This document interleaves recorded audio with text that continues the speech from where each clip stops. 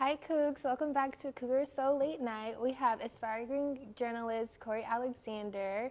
She's going to be talking to us about her experience at UH and all the things she has learned. So, Kori, how are you today? I'm good. Thank you for asking. How are you? I'm good. So, we're going to first start off about talking about why did you choose UH? I chose UH just because I knew the many networking opportunities that I could receive here and even all the opportunities within the school. And Houston definitely has provided that outlet and that space for me to be able to do so. So, how has the experience been so far? The experience has been great. I mean, with any type of journey, it comes with like ups and downs and things like that. But I've been able to persevere through any challenge that I've been faced against. So it's been quite the journey, but I'm still on the ride. So we'll continue to see where it takes me. Yeah, what are some of those challenges that almost made you give up? With financial situations, college can be very expensive sometimes. So that was one of the obstacles that I had to face my sophomore year. But it's now my senior year, so I'm still here and thriving and doing something good. So I'm beyond grateful for that. But also being away from home since I have no family in Houston. So with that challenge, I got homesick, a lot, but Dallas was never too far away. So. Yes. So you say you want to be an aspiring journalist. So what are some of the people in the industry that you look up to? Maria Taylor, she is one of my ultimate favorites. She was a reporter at the Super Bowl, and she also covered the Paris Olympics. So I look up to her the most, but also like Taylor Rook, she's another really good one, and Christina Pink. So. Yeah, how important is it to you for you to see Black women in the industry? It definitely gives me that motivation that there's people that look like me and are doing an amazing job at it. So I feel like the more I continue to see them and thriving, I feel like I definitely have that space and I have that opportunity to be able to make a name for myself just the way they've done the same.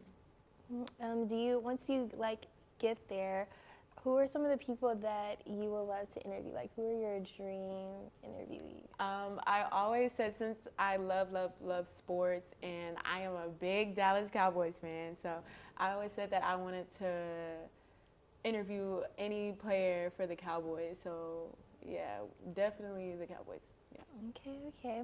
So there has been a new thing put into place, like the DEI. So what advice do you have for young Black kids worried about college now that the DEI has been taken away? I definitely say yes, it does come with a mini challenge with certain things that we are maybe a little limited to be doing, but I say there's always a loophole to everything, and there's always someone that knows someone to be able to, you can talk to and figure out how to, maneuver with the new rule. Now, I'm not saying straight up just not, worry about it, but there's someone that knows someone that can help you with whatever it is that you're going through. So continue to persevere, like ask questions, network, because you never know who's in that room that can help you. Yes. So we're going to take a moment to shout out some Black businesses. So is there anyone in particular that you can think of? Chloe Cowens has a really good Black business. I think you guys should check it out. She has some of her jewelry on right now, and it's Jewelry Bodies. It's called Jew Body. Jew Bodies. Yes. So check her out, y'all. Jew Body, no S. Jew Bodies. Yeah. Just okay. Yeah. So thank you so much for coming.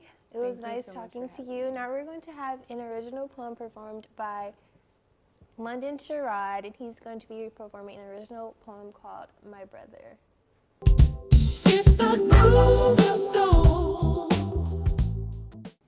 I remember the day my mother opened the door to the room with a grin from ear to ear and told me and my little sister that our family was about to be much bigger. She was pregnant, but what she thought was a present to us only presented me Pandora's box. And when she opened it with key in hand, out flew a fear, a malice, a hatred for her and her boyfriend and anything created between the both of them. And in that moment, while you were floating in that visceral space, I made a decision that I would do nothing short but hate you. Who did you think you were coming into my life at this time and this place? You would be the son of a man that I despised, a drug dealer, a man that smelled of cigarettes every time he entered the house, a man with nothing to show for himself but that beer and the paper bag eternally tied to his hand. You would be his progeny. And that was my truth.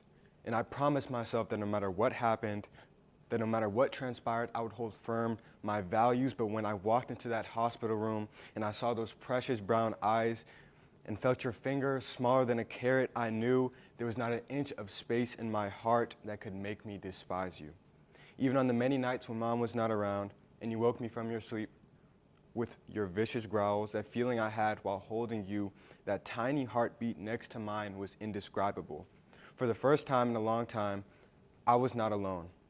I resented you before you were conceived because in my womb, I was carrying a loneliness, a sorrow, a hatred for myself that coiled itself around my being and stared with slanted eyes for another to prey upon, to climb upon, but I will not allow it because you do not deserve that, my love.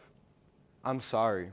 I only hated the fact that you would be raised with an absent father and a negligent mother in a bad neighborhood, and one day you would eventually become just like me.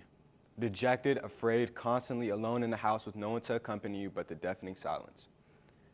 And I realize now after many years that you and I are not the hands that made us. I will show you success because you showed me how much brighter the sun shines when you have someone to live for.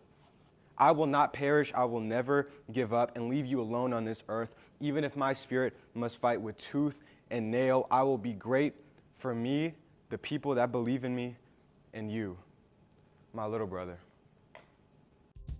It's the groove.